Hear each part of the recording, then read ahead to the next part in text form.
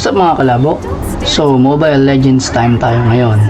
So, medyo matagal-tagal din ako hindi nakapaglaro. So, let's start yung game natin as Epic 3 rank game, solo. Wala kasi yung mga batang kaduo at katrio ko eh. So, let's start. So, as you can see, gold lane ako ngayon. Bihira ako mag gold lane kasi hindi naman ako masyadong marunong sa gold lane. Ang laro ko talaga is XP lane nung naglalaro ako ng ML. So, kukunin natin yung pinakamadaling gamitin na gold lane para sa akin, si Hanabi. Kasi meron yung shield, tsaka maganda yung bounce nung regular attack. Tsaka yung second attack niya may bounce din eh. So, dun tayo sa maximize natin yung damage habang nasa malayo tayo. Ayan, so ay pagpalit nga pala sa akin si S1 ng lane. So, good kasi makapag-XP ako. So, pipili ako ng XP lane. Pwede ako mag-Jawhead and kung ano-ano pa. Pero dito ang pinili ko ay si Kaleya. Huli ako naglaro ng Kaleya nung bagong labas siya eh. Tapos nabili ko nga pala yung skin ni Kaleya dahil doon sa promo Diaz. So nagkaroon ako ng skin. Buti naman. Meron ako mapagmamalaking skin kasi makakampi ko may skin eh. Ayan. So sa tingin ko ang kalay natin dito is si Sylvana. Hindi ko alam kung lamang ba si Kaleya kay Sylvana kasi nga matagal akong hindi naglaro. So hindi ko rin alam yung passive ni Sylvana. Pero aasan na lang tayo sa sa button smashing technique. Kung alam nyo yun mga gamers, ay yung pindot ka lang ng pindot. Tawag namin doon si pindot. Yan, so naka support emblem with flicker, pantakas. Nakita nyo naman yung KDA ko. Nag-MVP pa yan, 369. Diba? So yan, nakapili ng lahat. Core namin si Lancelot. Mukhang masakit-sakit yung kalaban. Yung pa lang sa S4 tsaka sa S5 masakit na, pati yung lunok masakit na. So sa amin naman okay naman yung team namin, balance naman. So hopefully panalo and good luck sa amin. So mag-i-start na siya.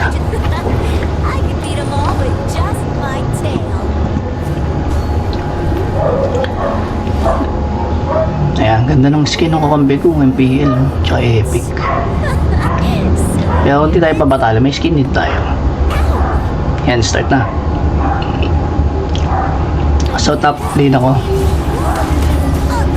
So dyan ang bubuhin ko is yung magic boots muna kasi dahil kay Selena. Tapos meron din silang Lunox sa Gusion. So magandang medyo paldo yung natin. Magic defense.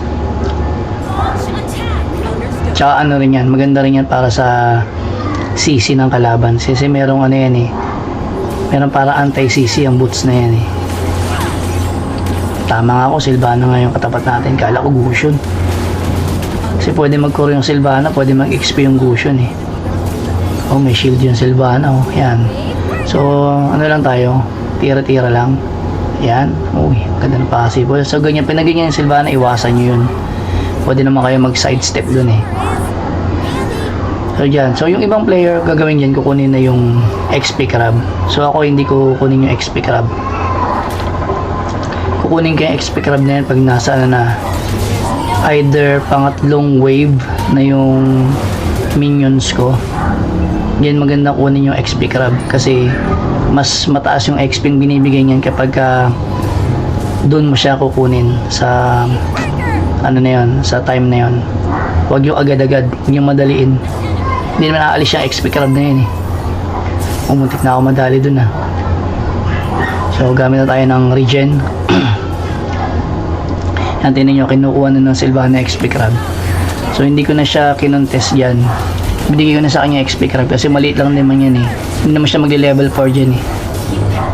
Ayun, natin naman maliit lang yung nakuha niya. And malalabas nga pala yung Gusion dyan sa ano na yan, sa laban na yan. So madadali ako ng Gusion game kasi medyo nasa 21 minutes din siya eh. So inano ko lang siya, pinasport ko lang siya ng konti para makita niyo pa rin. So yan, nagtuturtle kami. So ang ginagawa ko ron, since isa nga ako sa mga makukunat na player, dinozone ko sila para at least hindi nila matatamaan yung turtle, hindi nila matatarget yung turtle. Ang una nila is ako. So kahit napatay nila yung hero ko, may chance naman kami makuha yung turtle, which is win pa rin sa amin. Kasi mas importante yung turtle kasi sa hero ko at this time. Kasi hindi pa ganun kataas yung level. So yun, nadali ko yung Sylvana. So, tower muna kami. Yan.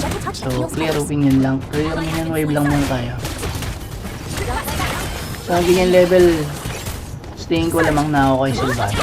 Ayan, kukunin ko na yung XP crab. This time. Ayan. Lamang na tayo sa damage. Pwede tayo yan.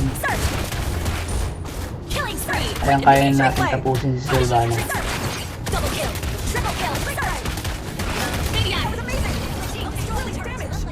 Ang mali din ni Sylvana dito is ano eh, hindi siya nag-build ng ano eh, dominance size para sa passive ko. Kasi yung passive ni Kalea is ayan o.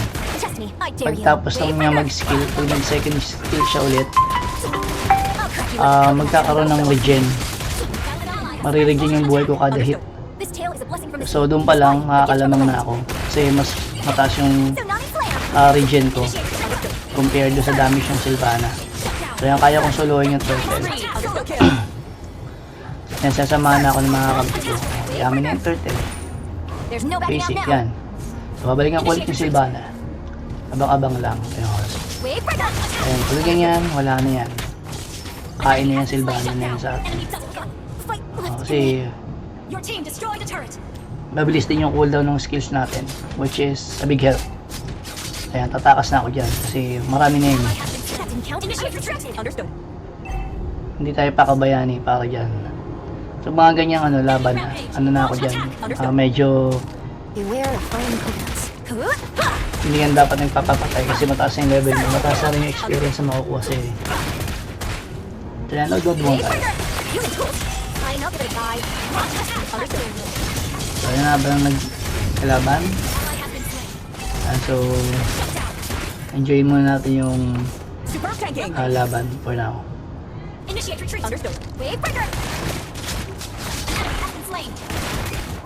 Ayun na.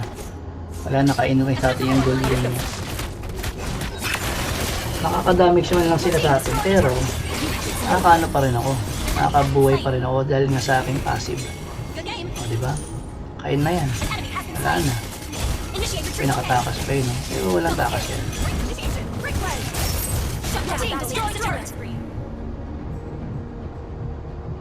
Ayun o. O, kinuha ko ulit yung gold laner nila. Patay na naman. Maganda rin talaga yung ano eh. Sa kampi yung may crowd control. Yan, sa Sylvana may crowd control yan. Maganda crowd control niya. Kasi pag nakulong kayo doon sa ulti niya, wala. Carry na. So magko-compensate na lang yung damage yung mga kampi mo. Dahil yan, namatay tayo. So ang score natin is 5-3-5. 5 kills, 3 deaths, 5 assists. Not bad para sa isang XP laner. Maglo-lord na kami. Pero mukhang hininto na makakampi ko yung lord. So dito tayo magpo-push yan. Diba? Wala na silang magawa. Hanggang ganyan na. Kasi medyo ano na rin yung hero natin. Kalaban na sa una. Kasi yung nagbibiro si ano, Kalea. Kasi sa mga favorite heroes ko. Kasi magandang crowd control, decent damage, tapos maganda rin yung ano niya, defense. So yung survivability niya is high.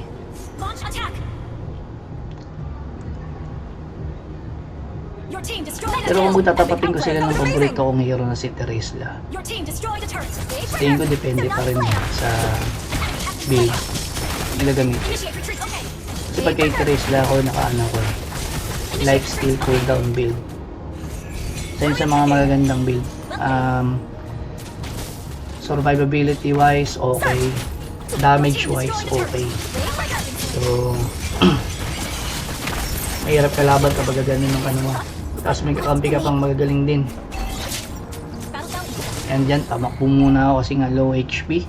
Walang skill. Ally has been slain. So, 11-minute mark or 12-minute mark.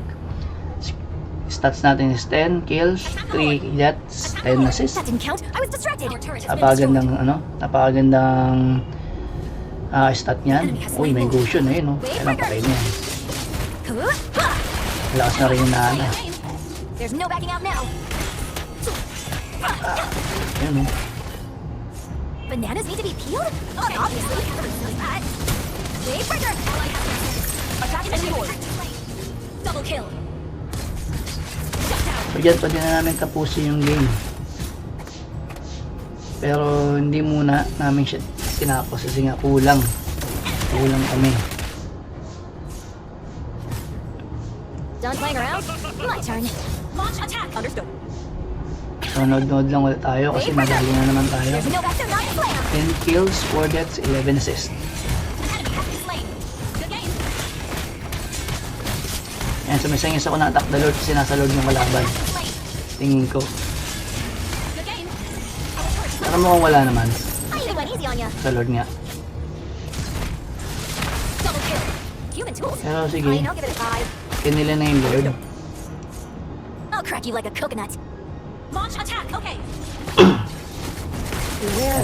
So ang gagawin namin dito is pick up na lang. Initiate retreat. Pick na lang kami dyan ng, ano, ng hero ng kalaban.